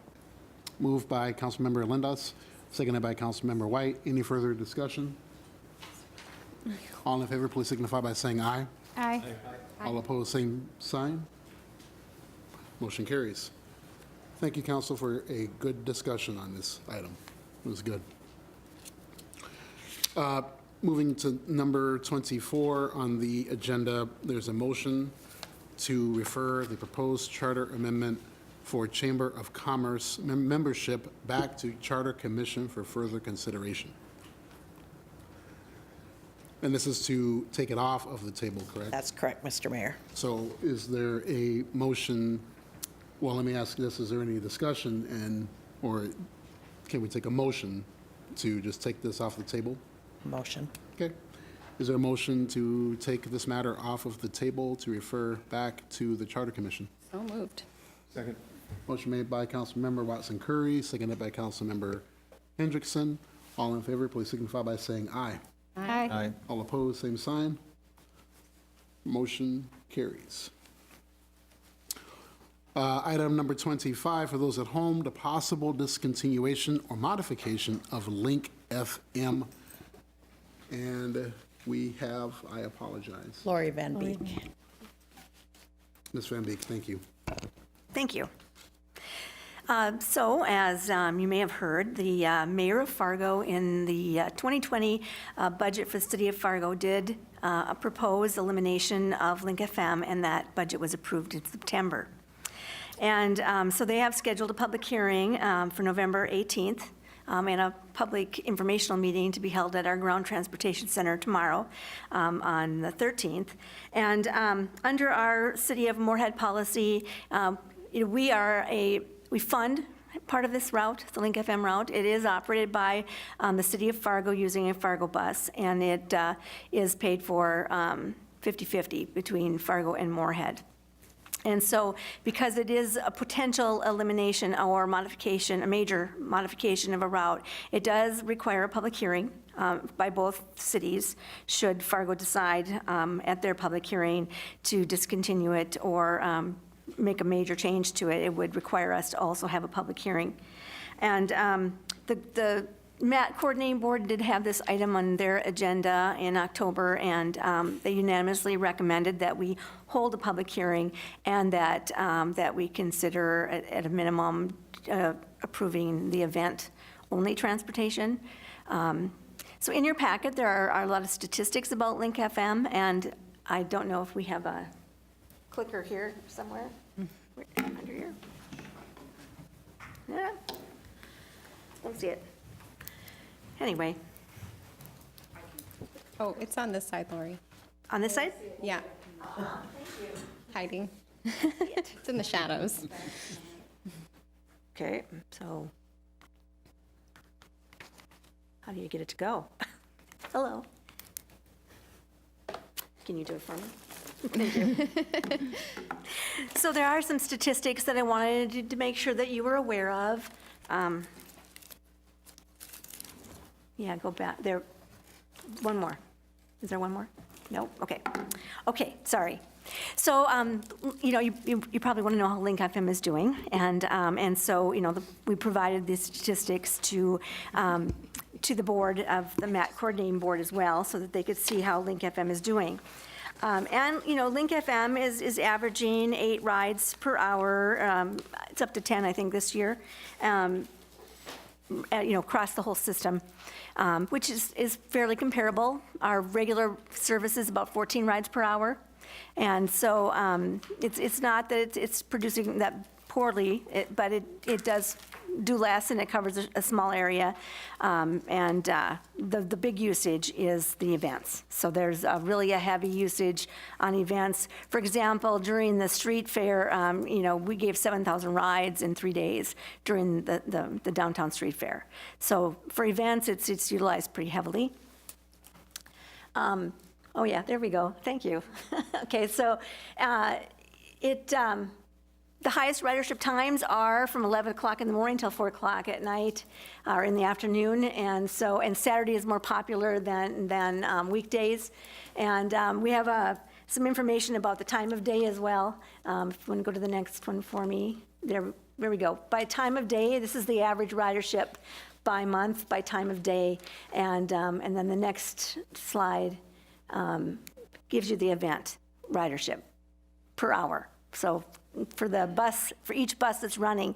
These are the events that are most popular, and there are events that we're not aware of and that we don't track, like the Red River Market, events at the Fargo Theater, and things like that, where they just take Link FM as it is. They don't ask us to put additional buses on to meet demand or change any hours or anything like that. So, we're only tracking the ones where we put extra service on the street or go later at night. And they're ranked there so that you can see that the street fair is ranked number 1, and number 2 is TEDx, and number 3 is the Unglued Festival, and number 4 is the Scandinavian Festival. So they're very popular, and so I'm looking for direction from council because should Fargo decide that they are going to discontinue or modify, we need to have a public hearing. That notice needs to be published 2 weeks in advance, and the changes would take effect January of 2020. So our council meeting on the 9th would be the last opportunity to have a public hearing this year prior to the January 1st, 2020. So the price options up here were some options that for your consideration, and I'm sure there are more options that you may want to consider as well. First of all, the complete operation of the system in 2020's budget is $231,700, and we're paying that 50-50 between each city. And Moorhead has operating grants from the state of Minnesota, so we actually pay 20% of that cost, and that's what that final column is that 20% of the cost that Moorhead pays. The second option is whether or not you want to choose to do some event service. If we did only Moorhead events, both in downtown and also Trill would play out at Blue Stem, that would be a $7,200 cost total to run those buses during those events. And then the Moorhead match is $1,440. Then there's a price if you just want to do straight street fair only, or street fair. You could combine that with the Moorhead ones, however, whatever combination you would choose to do. And then it shows what that would cost as well if we shared it 50-50 with Fargo, should they choose to continue to run the street fair only as well. 2C is if we do all of the events we do now, Fargo and Moorhead, shared equally 50-50. It's $17,000 to run all those special events, and $8,500 then for each city, and $3,400 would be Moorhead's share if we decide to run them all, ourselves, if Fargo chose not to. So there's some options. There's the full price and the 50-50 price, and then should Moorhead only run it because Fargo chooses not to, we can put a Moorhead bus out and operate it as well. And then the local share match. And then a couple of other options we put out there. A lot of these events are held on Saturdays. If we wanted to have Saturday service year-round on Link FM, and it ran every Saturday, that would cost to be $24,000 for the complete cost, and half and half then would be $12,000. Or if you wanted to run Thursday through Saturday, which would cover the weekend services, it would cover special events like the street fair and some of our other special events downtown, that cost would be about $100,000, and again, about $50,000 for half. So that's a lot to take in, I know, but there's lots of different options out there for Link FM, and we just don't know what's going to happen with it on the Fargo side. We will bring those comments back from their public hearing and from the informational hearing tomorrow, and any public comments that we get in advance of the public hearing will be brought back to you as well. Thank you, Ms. Vendy. Madam City Manager. 3 things, 2 points of clarification. Lori, so the 20% grant match column, is that the amount the state pays or we would pay? That's our share. So if the council decided to keep the system as is, running between Fargo, Moorhead, we would pay $46,000, which is currently twice as much as we're paying now, because we're splitting it with Fargo now, right? Yes. Okay. I don't want to make sure the council understands that part. Second one is if the council decides to do a public hearing, will we know by that time, December 9th, what Fargo has decided to do? Yes, they're holding their public hearing on the 18th of November, so we should have their results from that public hearing. Okay, thank you. Third thing is, council, what we really need from you is some direction where you're thinking you want to head with this, because if we, and then also request the public hearing if you want us to do that. We need you to provide us direction as the policymakers because we have no idea where this is headed from your perspective. So, thank you. Councilmember White? I know Councilmember Watson Curry and I are on the MAT Bus coordinating board, and I was really pleased to see that we would keep or that the recommendation was to keep it for the events, because I think that you can see the justification, and I think part of it was that, you know, if you look at the cost for this route compared to the ridership, if we look at what we're, you know, that compared to other routes, that it was, you know, there wasn't as strong of a justification. But one thing I'd ask Lori to talk about is, you know, there are other, so it's not as if we're then eliminating options. This is a very convenient route, but it's not as if, say, people are using this to get to work. That you know, and that's, my biggest concern is looking at, for people who rely on our public transit system for their day-to-day, you know, just to live, to get to work and things like that. There are other options that are available that this, you know, it may be slightly less convenient, but can you talk a little bit about that? Yes, routes 1, 2, and 4 travel through downtown Moorhead. Routes 1 and 2 take Main Avenue into Fargo to the Ground Transportation Center. And Route 4, which is our main shopping route, takes Center Avenue to and from Fargo, and then heads out to do shopping at the East Highway 10 area and to the Walmart. And those buses run every 30 minutes. So there is 30-minute service through downtown on 3 different routes. Councilmember White, I also want to clarify. Sorry, my mic wasn't on. Was that the recommendation that came out of the group that you and Councilmember Watson Curry were in? Yes, Was to do it, right. was Was to to do keep, we recommended that if it was eliminated, to keep, right, to keep That was the the events. Yeah, the Yes. trend in the conversation was keep events. I have some comments too. Please, yeah.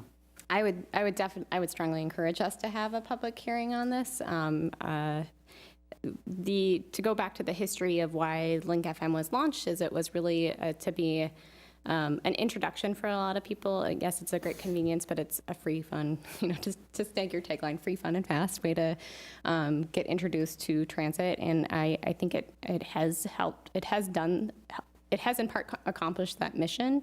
We've also discussed some of the other options that are evolving in the transportation landscape. So the tap ride that's being explored, down the pipeline, we're looking at new software for purchasing bus passes and things of that nature.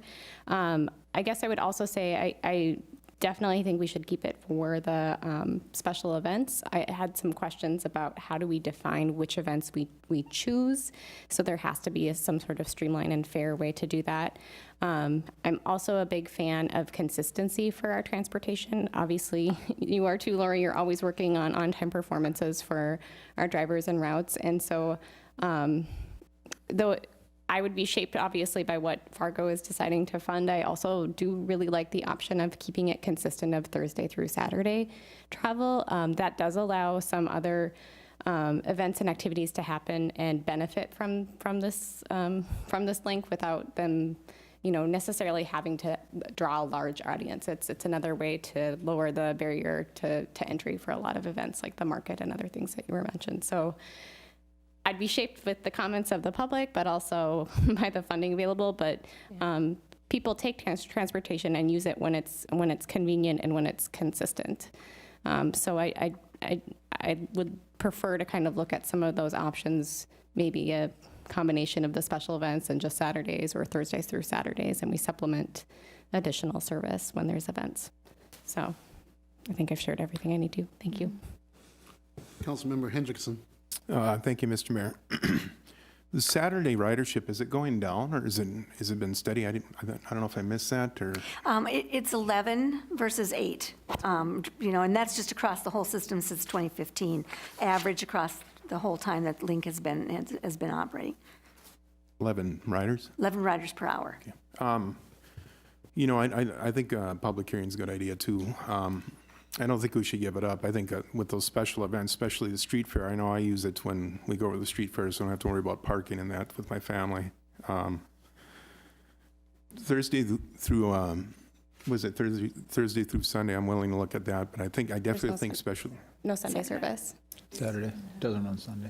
Isn't it on Sunday? Okay. I think we'll be willing to look at that, but I definitely think we should keep it for special events and then Saturdays too, because I think like with the Bison games and everything else downtown, it's hard to get a parking spot down there, especially if it's a home game.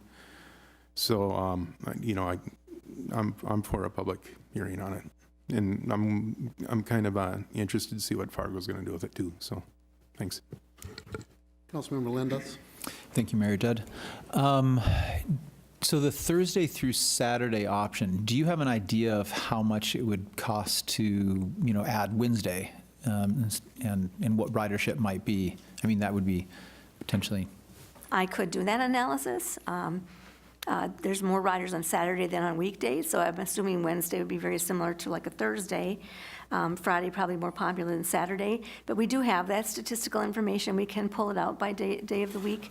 And then also kind of the cost in terms of if you were having which I'm all in favor of having a public hearing on this, it would be nice to give them a little bit of more information too. And then do we actually have Trollwood service, or is that a hypothetical, like we could do that? Well, it is a kind of a hypothetical.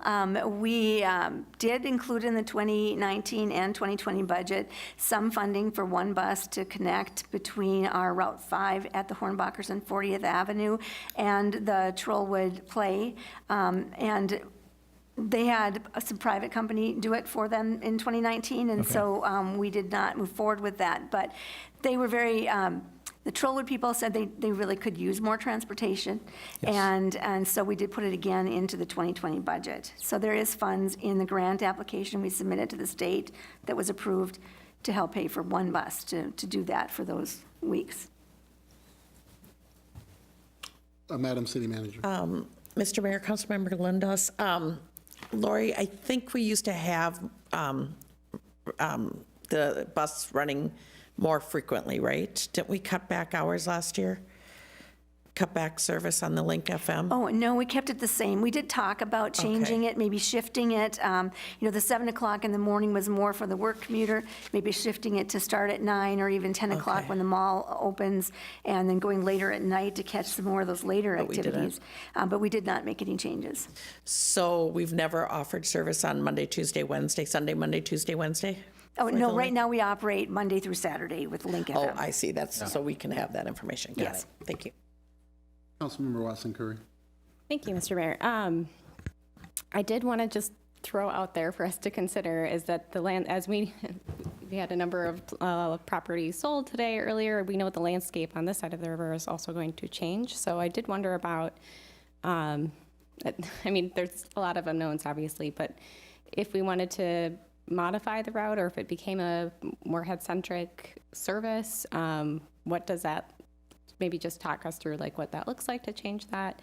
I do also think it is a great opportunity with, if that was something that it wasn't funded for Fargo, that maybe we look at expanding into Trollwood and using that service to really highlight some of the gems in our community.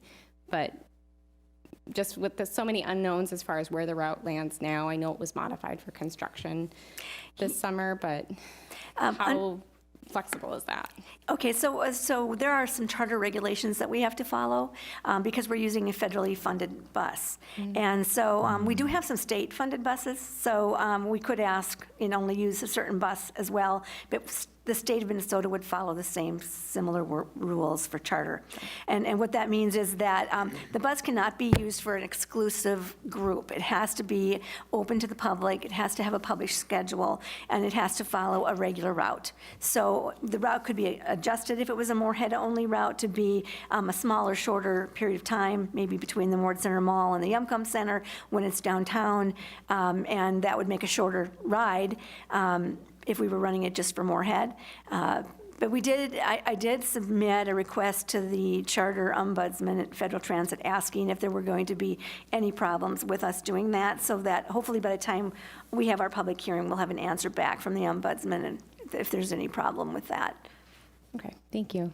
Thank you, Ms. Oh, sorry, Councilmember White. I just wanted to ask, well, I'm not sure if Lori or if the city manager, who would be the best person to direct this to, but my understanding, because I wondered when we're talking about whether or not we're having a public hearing, but I'm assuming that's by default. So as soon as we consider a change, you're required to have a public hearing, right? So I just wanted clarification. So what you're asking is not whether or not we should have a public hearing, it's how we should approach that, whether we're approaching it to tell people that we are considering eliminating it or just revising it, or that's what I was asking, because then we seem to be talking about whether or not we will have a public hearing, but I think that's a given. You have to have a public hearing. Actually, as soon- Councilmember right? White, we wouldn't have to have a public hearing if we kept it as it is now. Right. So that was a No, as soon as we qualifier. consider, right, so the issue Exactly. is if we're considering That's changing it, and then by default, you have to have a public Exactly. hearing. So are you asking us if we are considering, in terms of that change, if it's an elimination or a possible revision, and so that we'd be open to revision? Exactly. We want to be prepared for the Yes. public hearing Yeah. to supply the public with information on where you're headed. Right, in We which just case I have no idea. Yeah, so I think that's why I was, it's not that it's not whether or not we'll have a public hearing that we will. Not if you're going to revise it. Yes, yeah. So, and I think it seems appropriate that we could talk about not just elimination, but also, we could also talk about revision, yeah. And really hear what the public wants. And to that point, I appreciate Councilmember Lindas and Councilmember Watson Curry bringing up the Trollwood option. Well, the two things, all I had questions about, one you already answered regarding contacting the ombudsman about the flexibility. But I know the public feedback has been obviously going to Trollwood events. And the traffic is kind of a hassle, and the folks that come over from Fargo would love, I think that would be a great addition if there's some flexibility in that regard, to be able to have bus service from downtown to Trollwood, if that's even feasible or if that's workable. I'm not sure if it is, but I mean, dream big, right? I mean, I don't know if it kind of alters the conversation a little bit, but is that worth looking into?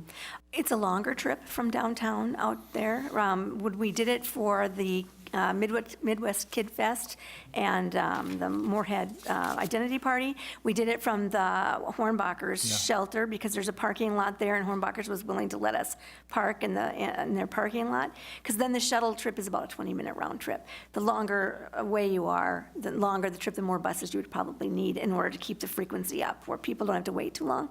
And the reason why I bring that up is because, to Councilmember Watson Curry's point, if we're going to be subsidizing this from a Moorhead-centric perspective, then that would probably, in my eyes, justify the taxpayer cost if you're able to have some flexibility and getting some use. And again, I'm not the expert, you're the expert, and Councilmember White and Watson Curry serve on this committee, but if it is going to be a Moorhead-centric thing, if that's even a possibility, it would be good to probably, if we have to continue paying a cost or suck up some of the costs, it would be nice to see if there's some flexibility in that, if Sure, possible. we can explore that.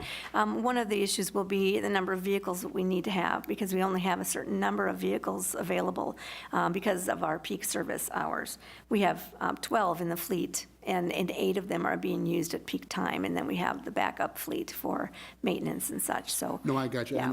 and I understand it's got to be a cost benefit, so I'll leave that to you all. I just was more enhanced and intrigued by the possibility. Sure. That would be a use.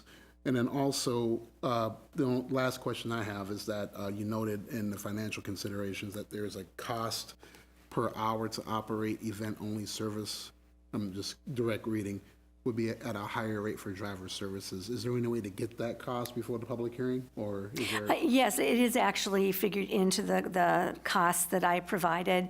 It's $3.50 an hour more for special transportation versus regular service, and that was computed into the cost. Okay, that's all I have. Does that raise any council or city manager? Yeah, thank you. This is a great discussion. I just want to remind the council that the 2020 budget is done.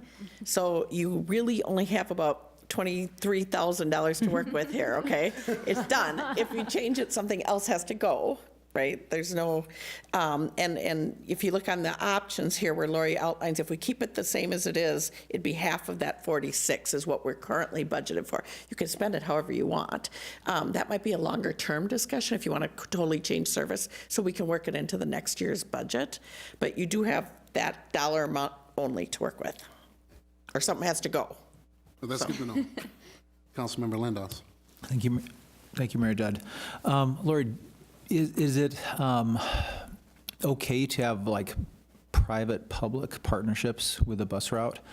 So I'm kind of thinking of Trollwood and Big Blue Stem events where you might have a route that kind of goes by certain businesses like restaurants that might be attractive for the event, and some kind of partnership where they could actually help defray costs potentially.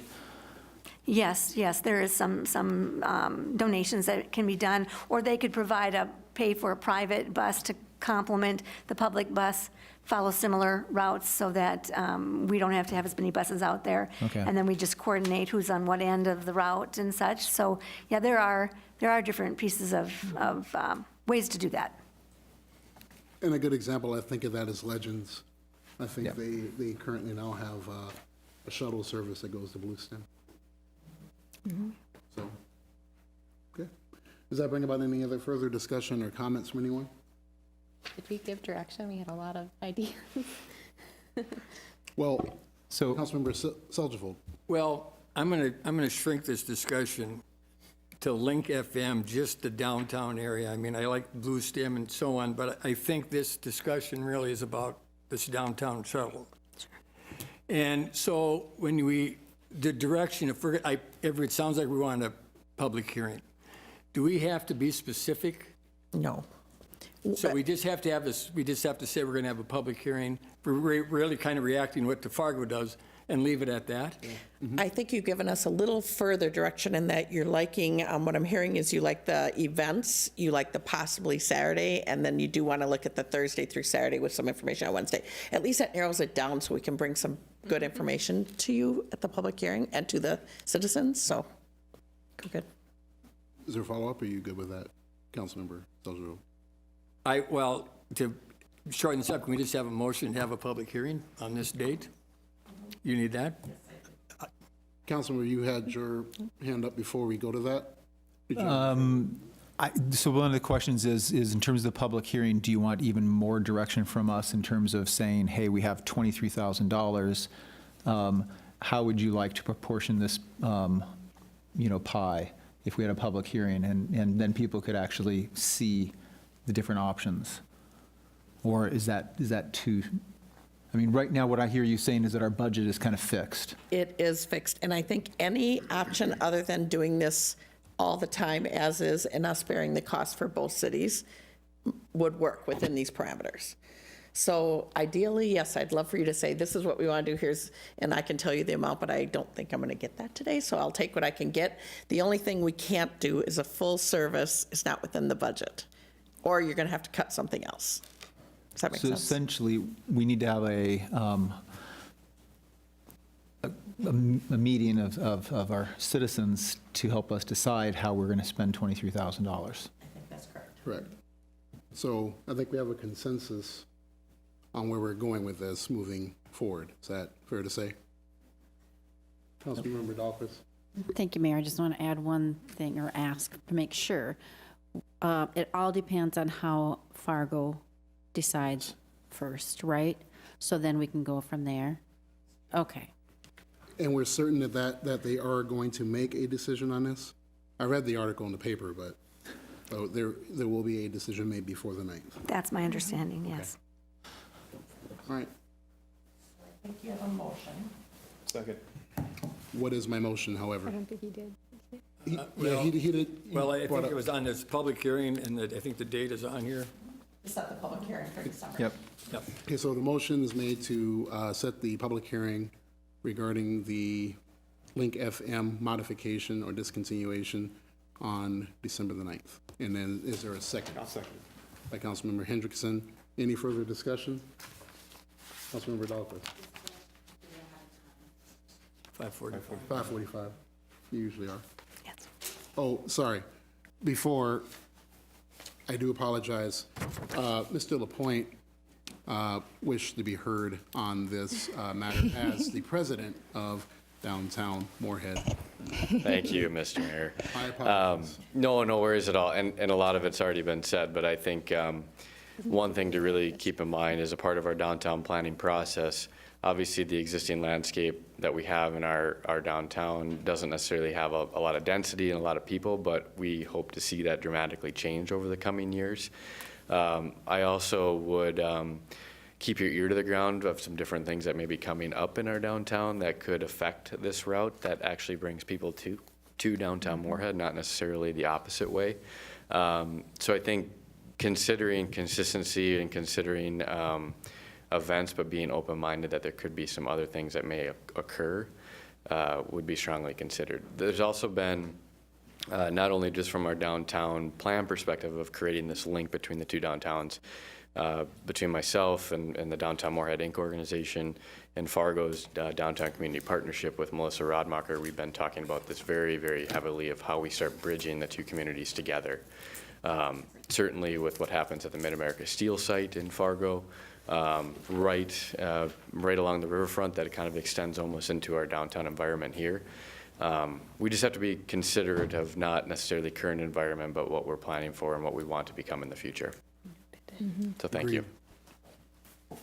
Thank you for sharing that. Hearing no further discussion, all in favor, please signify by saying aye. Aye. Aye. All opposed, same sign. Motion carries. Item number 26 is canvassing the results of the November 5th, 2019 special election in wards 3 and 4. Mr. Mayor, City Council, does our city clerk want to speak to this? No? Okay. Sorry, put her on the spot. She's brand new. She did a great job with the election, by the way. A great job. She was in the job, I don't know, 2 weeks maybe, and you did a wonderful job, Christina. Thank you.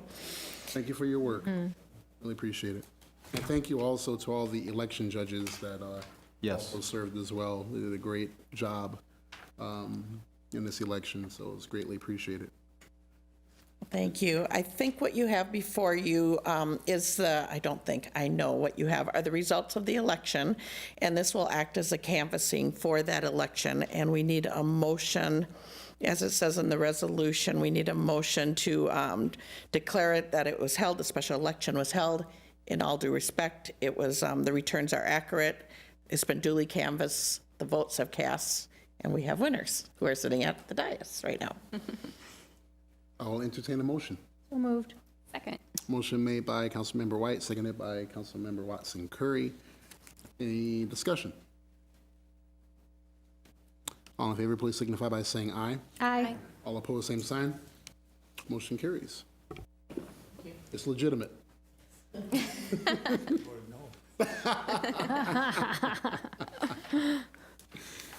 We'll move on to item number 28 for those at home, a pre-sale summary for 2019 bond issuance presented by Mr. Paul Steinman of Baker Tilly Municipal Advisors. Good evening, Mr. Mayor, members of City Council. Paul Steinman, formerly of Springstead, now Baker Tilly Municipal Advisors. I'm supposed to say that all the way till next April.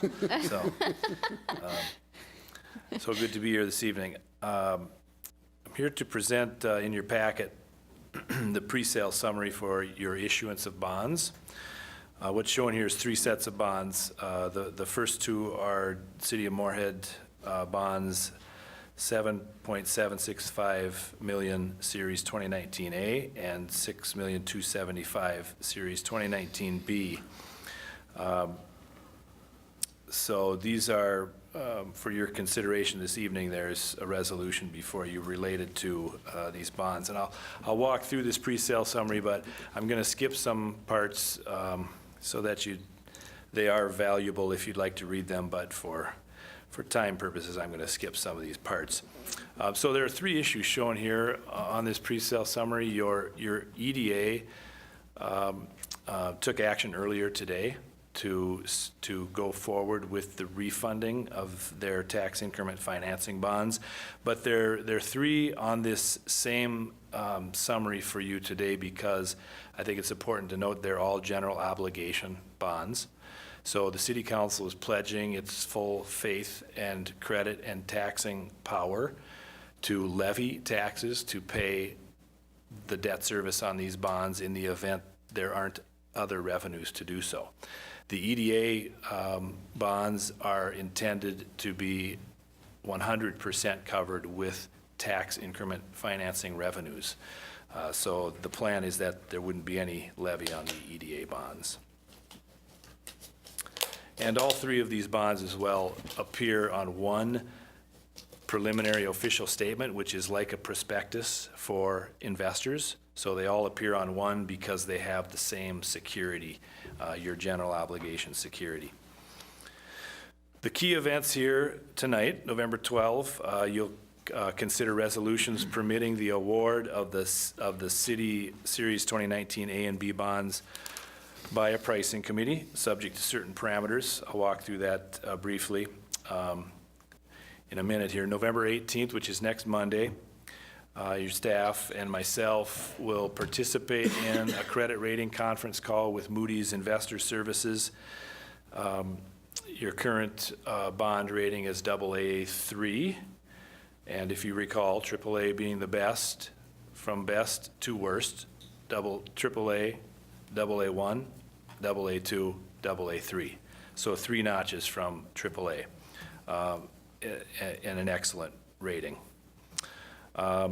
December 4, we'll receive competitive proposals, and following receipt of proposals, I'll present the results of the bids, and the award will be considered by the respective pricing committees. So this process, I realize some of you are new, and others may or may not have been through this process in its entirety before, but a more typical process would be that we would sell bonds the morning of a regular city council meeting, and we would take bids that morning, and I would present them that evening to the full city council for consideration of award.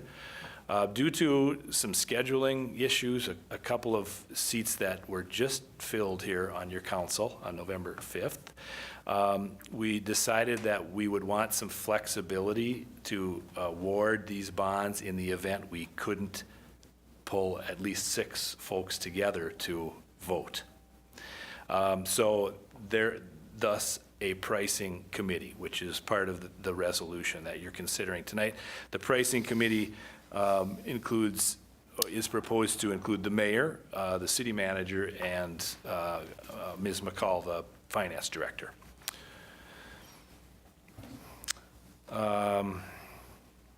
And so again, an application is made to Moody's Investor Services. We'll be speaking with them on Monday. On that first page, I'll draw your attention quickly to the chart at the bottom of that first page of my pre-sale summary. So the peaks on that chart are bad for issuers. You're the issuer. Peaks are bad, valleys are good. So you can see that we're in a pretty good time, a pretty good market environment for the issuance of bonds. Back in about the first of the year, rates for bond issuers were as high as they'd been in 8 or 9 years almost. And then magically then by about September of this year, they were as low as they have been again in almost 10 years. So, and there's a little edge on the bottom right corner there showing a bit of an increase yet, but still we're in a really, really significantly good rate environment for issuance. I'm going to skip that next page, and I'm going to go right to a description of your Series 2019A. Again, there are 2 series here that you'll be considering resolutions on. This 19A is being offered in the amount of $7,765,000. They're improvement bonds, meaning at least 20% of this amount is being assessed to benefiting property owners. And the funds are being used to finance various street improvement projects as detailed in the sources and uses here. And these 2019 A bonds will be repaid with a combination of special assessment revenues that come back to the city, that the taxpayers pay. And those special assessments, again, have been filed against benefited properties. And a combination of assessments and levied taxes. So the resolution that you're considering for 2019A is called a parameters resolution. So in addition to establishing that the mayor, the city manager, and the finance director will be the pricing committee and will award, or you're granting them authority to award the bonds, it also establishes parameters for award of the bonds so that they can't wildly award bonds that are significantly outside of expectations. And not that that would happen. But we put that in the resolution. So this parameters resolution for your 2019A, we're offering bonds in the amount of 7.7 million. The max par that could be offered is 7.8 million. That change is unlikely. There are only a couple things that can change the par: amount of bonds, costs, some underwriters' costs, and things such as that. So we're not concerned that we obviously established these parameters given what we think could happen in the market and not outside of that. So max par of 7.8 and probably more importantly, the max interest rate of 3.5%. The estimate today, or as of October 31st, for the interest rate on these bonds, 2.79%. So we added about 70 basis points, or 70, almost 3/4 of 1%, 70 basis points to that rate to establish that parameter. So that is your 2019 A bonds. And I'll go through the 2019 Bs here quickly, and then I'll stand for questions. I'm sure you're compiling questions as we go, so. All right, so your 2019 B bonds, these are refunding bonds. So bonds that are already sold by you back in 2010 and being refunded, or as we call it in the industry, or refinanced. So along with city cash of about $1 million. So on these bonds, these were improvement bonds as well. And as assessments were prepaid, you accumulated funds to the tune of about $1 million in this account that can be used to reduce the amount that you borrow when you refund.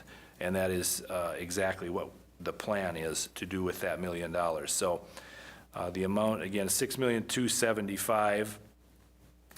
Based on our current estimates, these are estimates, again, of about October 31st. The average annual savings is estimated to be about $142,000 a year. And total net savings, net of all costs of issuance and the present value number, is about $516,000 a year, or $516,000 total. So that's a significantly good savings number, and we hope that the market isn't wild enough so that goes too far away, or hopefully it'll be better. So so for the 2019 B bonds, and then I'll stand for questions, the parameters that we established there: a max par amount or total amount of bonds, 6.3 million, max interest rate of 2.55%, and the estimate as of October 31st is 2.04%. If it came in at 2.55%, our estimate is the savings would be about $300,000. So we established that as the minimum present value savings of $300,000. So again, if bids come in, all those parameters are met, then your pricing committee has authority to go forward and to award those bonds. And that's a lot of information, but I'm happy to stand back and hear questions. Mr. Mayor, City Council, I'm handing a corrected mayor and council communication out to you. There was a typo. Thank you for catching it. 28th Street North is part of the improvements, not 28th Street South. So That has been reflected in your handouts. I want to make sure you have the correct documentation. Thank you, Paul. Does it bring about any questions? Councilmember Hendrickson. Thank you, Mr. Mayor. I think I asked you this earlier, excuse me. But there's nothing earth-shattering you can predict with these bonds, affecting the interest rate, is there? Mr. Mayor, Councilmember Hendrickson, so I always say I wish I had that crystal ball. And there always are things that can happen in the market. I mean, 2001, we saw something that significantly impacted the market. Things such as that, obviously we just don't think that things will be entirely outside of the parameters that we identified for the bond issue. So, but if it were to happen and there were significantly large events that impacted the market, we'll move the sale, we'll postpone the sale, we'll work around the events that happen until the market were to settle down if it was something really significant, probably. Okay. So. Thanks.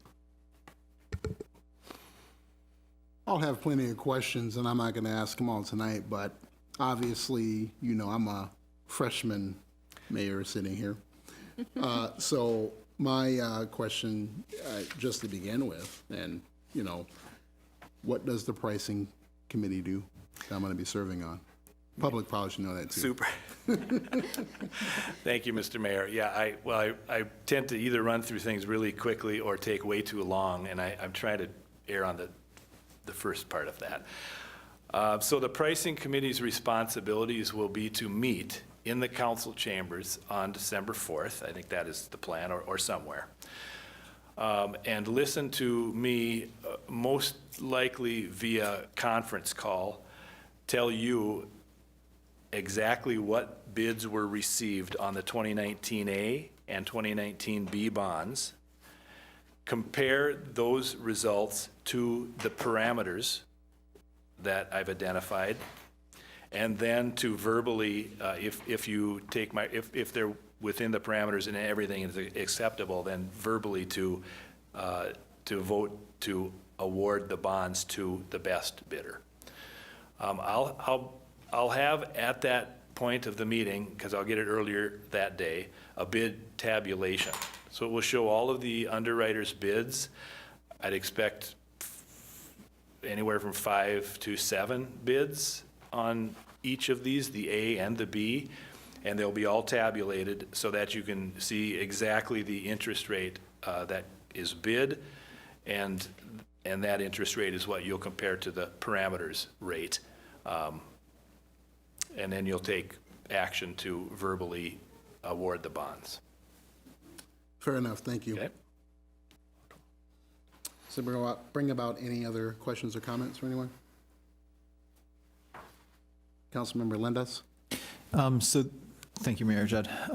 The refunding bonds, you said the total cost was going to be $500,000, a little bit over that. Over 12 years, it looks like? Mr. Mayor, council member, the total savings is projected to be approximately $515,000. That's the total savings. So approximately $149,000 a year over however many years we have left on that bond. I had it right before me. So about $149,000. I think there's 8. Is that right?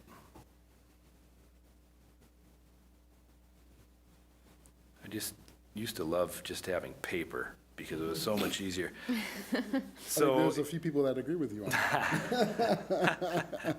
So it's about $140,000. Okay, there are 12 years left on this bond, 3, 6, 9, 12 years. Yeah. At $140,000 a year in savings, and now I know why you might be asking me that. Right. Because math is super important. Yes. So, and I should have been more specific, but excellent question. A lot of that cash flow savings, your annual savings, comes from the $1 million that you put in cash up front Okay. to reduce the amount you've borrowed. But considering and aggregating all of this in the structure, your net present value savings, net of all costs of issuance, including the $1 million you put in up front, net PV savings is about $516,000. Bring about any, Councilmember White? Thanks. This is a question to our city manager. I just want to make sure I'm not mixing things up. Is the refinance that we were talking about with the Jordal Holiday Mall, that's folded into B, right? That's, yep. No, it's not. No, The Okay. refunding for the Jordal portion is a resolution that was handled by the EDA today. oh, okay, okay. Years ago, there was a joint powers agreement between Right. the EDA and the city, and that issue is led by the EDA, not the city. That's about $1.5 million. Okay, yeah, that's right, thanks. My only other question I have is, and this is probably for Madam City Manager, are these the only bonds that we need to consider? I mean, this encompasses all of our entities. Is there any other bonds coming from, I mean? Except Moorhead Public Service. They want to do a bond issue. We gave them this date. It is efficient and effective to do it all at one time. They have decided not to do that. They want to do their own at a different date, and we are still discussing that. Is that something that this committee will have to consider as well? Yes, so under the charter, when MPS issues bonds, they recommend the issuance and it has to be approved by the city council because you're one entity and they don't have any independent taxing authority, so it has to come to this board for approval. So wouldn't it be more efficient to do this all at once instead of doing this again? There is some efficiency gained when you combine issues together. You do save some fund costs when you do a single public sale in the preparation of the OS and bond council fees. So there is some savings. It's not you're not talking hundreds of thousands of dollars, but there is some savings involved in combining the issues together due to just efficiency. Better than nothing. I don't disagree with you. There's savings involved in it. Could Councilmember thank White. you. Could we get some actual numbers on that to see what money will be, what extra costs there'll be because we're doing it separately? In the future, that'd be, Mr. Mayor, council member, I could easily do that. I could do that on the fly if I had John's input right now, but That'd be helpful. we think that the major cost differential, and correct me, John maybe looks at this a little bit, but I've been asked this a million times. The major cost differential is in the rating, the credit rating, because there are some economies of scale when we push all of these dollars together. They rate all of it under your general obligation as one large number.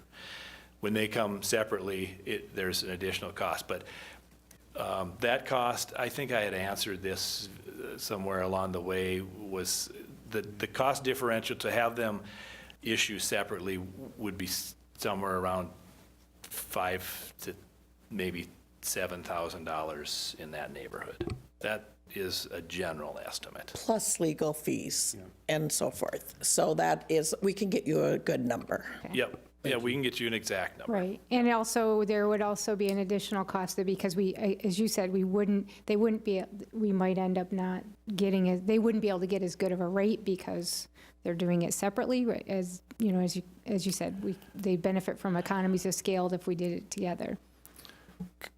Mayor, council member, that may not be true.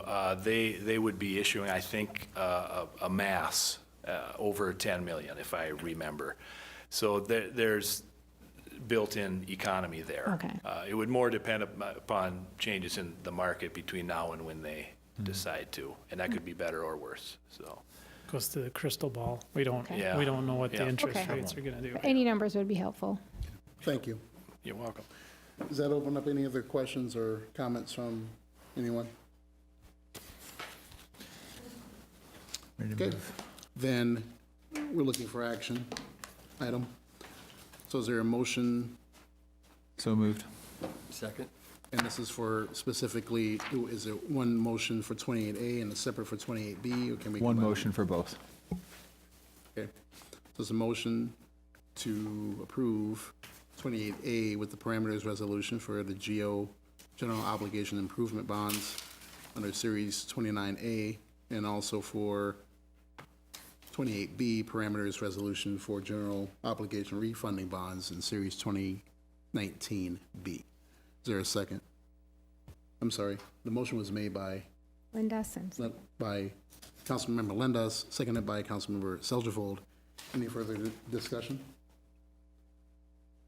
All in favor, please signify by saying aye. Aye. Aye. All opposed, same sign. Motion carries.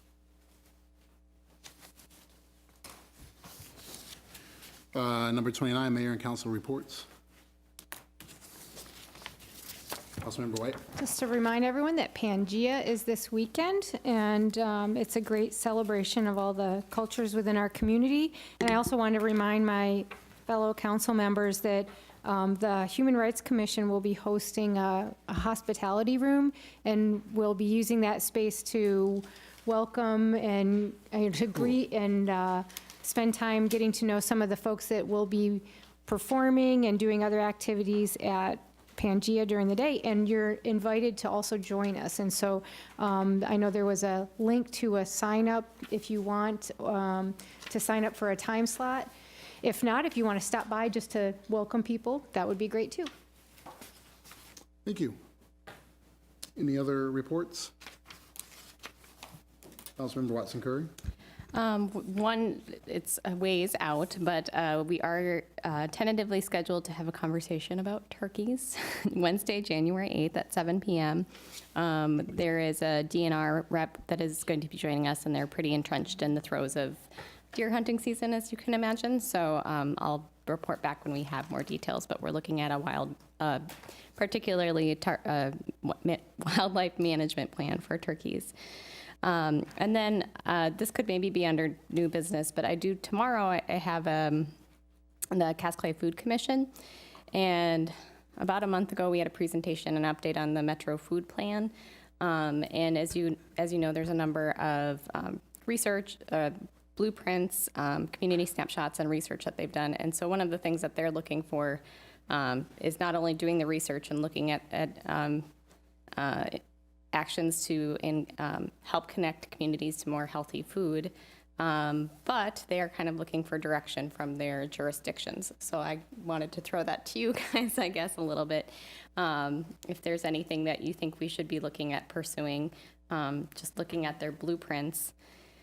It addresses issues such as backyard beekeeping, season extenders, community gardens, cottage food laws, farmers markets, gleaning, healthy corner store initiatives, and then there's other just informational things as far as single-use materials. They're drafting a pollinator habitat, things like that. So I'm curious if there's any direction that we're interested in taking. Probably should have asked that sooner, I guess, but so that's one thing on the horizon. I know that we've been presented that information. The FM Metro Food Plan is folded into our strategic plan as well. So I guess I'd be looking for some input as far as if there's any support in moving forward and exploring some of these options or blueprints. So, I just got the notice for my meeting as we're here. threw so me I a little thought bit for a loop there. Sorry. Mayor, Councilmember Watson Curry, it is in our strategic plan, our long-term strategic plan, and the thought was to pick a blueprint once or twice a year and proceed. It will take a lot of staff effort. They've and researched a lot. Right. There's just, this is a thing, and that's great, but it will take some effort. It would be appropriate to match our strategic plan to pick one, and let's see how that goes. And maybe if the council feels like they need a reminder, we could send out a summary of the blueprints and the one-pagers on it, because we did have a presentation. I could send that out again. Maybe we could put it on the next agenda then for you to pick one, and that would match the strategic plan. Anything beyond that, we'd have to go back and look at the strategic plan. Sure, I understand. But that would be a good way to start, maybe? I would appreciate the update. Okay. Would I? Okay. Thank you. They've researched lots, so they are just really excited to move forward on some things. So I would appreciate the direction from the council. That's all I have. Anyone else? Okay, I'll pass it over to Madam City Manager. I do have one piece of good news I want to report on. So a couple of city staff and I went down to St. Paul for an awards dinner on Thursday night for one of our local developers. It was a Minnesota Brownsfield Rescape Program Awards, and there are they reported there are about 1,000 submissions. There's 3 categories. They got down to 3 finalists in each category, so 9 total. We were one of the 9 for environmental impact for the Grove Apartments. And Mark Buckholtz, his project, the developer. And so what that is, I want to just give you a little bit of a history, and we have an award here we received. We did not win the category. Let me bury the lead there. We did not win. However, we lost to the Allianz Soccer Center. So we were actually in their parking lot at an event center, and we could see it was all lit up. What a wonderful project that was. And they added something like 400 jobs. So our project was excellent, and they spoke very highly of it. It made it down to that, one of 3 category, but they did win. So we did receive that recognition and award, but I want to tell you a little bit about this project because it had huge environmental impacts, and there was a lot of work. It started in 2006 with that property where the Grove is. That land was very, very, very damaged and contaminated, and we applied for environmental protection agency assistance and grants, and it took many years. In 2016 we finally received a grant to finish the cleanup. So for 10 years we were working on this project, and that's city staff. And then the developer came in, and 2017, 18, 19, 3 buildings were complete, and hence we applied. We worked with the developer, we worked with our consultants at the Environmental Protection Agency and so forth, and that's how we became one of the 3 finalists. So we're very proud of this. I wish we had a City of Moorhead display case. We're getting some awards, and that's great, so we need to really advertise these, but this is an original piece of art that each of the 9 finalists received and were recognized at this dinner. It was very nice, so we were very glad that we could travel down to support our local developer like that. So I just want to make that announcement. Thank you. Okay, thank you. Mr. City Attorney Shockley. I just wanted to take an opportunity to remind the council that I know there was some reference in one of the newspaper articles or columns regarding changing some polling locations or potentially doing that. Under Minnesota law, if you want to change polling locations for the upcoming election, you have to do it before the end of the year. And so if there's any desire, please let us know. We changed it last year, and there was a question about why are you changing it? When would there be an election potentially in 2019, which there was, which we just got done with. So if there's a desire to add polling locations, we need to know now before the end of the year. So I'm flagging that particular issue up. I'm glad because didn't hear Councilmember Watson Curry. I seem to remember in that conversation, we also discussed just reviewing them annually as just an opportunity to make sure that we're publicly uplifting that. We had some change as far as, we did have some changes from 2018 to 19 with public input as well. So I think it's worthwhile to have it on the agenda and just reiterate where they are too. So it does become a bit of an annual tradition. I don't see that there's any harm in reminding people that we review it regularly to make sure it's accessible and appropriate locations too. And then we also talked about, because next year we'll have census information, so we will definitely want to review it at that point. So I seem to recall that was the conversation, that it should be on an annual basis. I'm not proposing to change any locations, but just to simply uplift where they are, reiterate it. Yeah, and I just simply wanted to flag it up to the council that if there was changes, you won't be The census information will cause us to go through a redistricting process in 2021, so that necessarily won't impact at the end of next year the polling locations. When we go through the redistricting process, that may affect the polling locations, but you won't see that come through until 2021. Mr. Mayor, City Council, I think we can absolutely do that. We do it end of year. We have a whole list of administrative issues. However, there was discussion in the newspaper about Moorhead changing polling locations. If that is your intent, I ask that you tell me now. That requires an awful lot of work and research, and we can do it. We just need to know now. You can't wait till that meeting to do it, because then it won't be done before the end of the year. So that's why John just wanted to flag it up for you. So I hadn't heard that. We just wanted to make sure, if there's interest, that you speak now. Can you tell? Councilmember White. Matt, when was this and was it, where did you even see this? It was the day after the special election in the form. It was in a column. And they cited something for Moorhead, Yeah, they mentioned Moorhead changing polling locations, so we weren't sure. but not looking back at when it changed before? Yeah, they're probably referencing it. Okay. So there may be referencing those changes from the past? There's little hints. That's not how it read, but. I don't know. I don't Okay. presuppose to know what the intent or the desire of the columnist was, but I just wanted to flag it up that if you want to change, if you want to change the polling locations, please let us know. Was this a letter to the, or no? No. Okay. Okay. Well, thank you for the heads up. We appreciate it. Okay, so no executive session needed. Any new business? Seeing none, hearing none. No citizens to address the council? Okay, then I'll entertain a motion to adjourn. Motion made by Councilmember Watson Curry, seconded by Councilmember Dahlquist. I'm assuming we are adjourned, unless we need to take the vote. All right. Good night, Moorhead.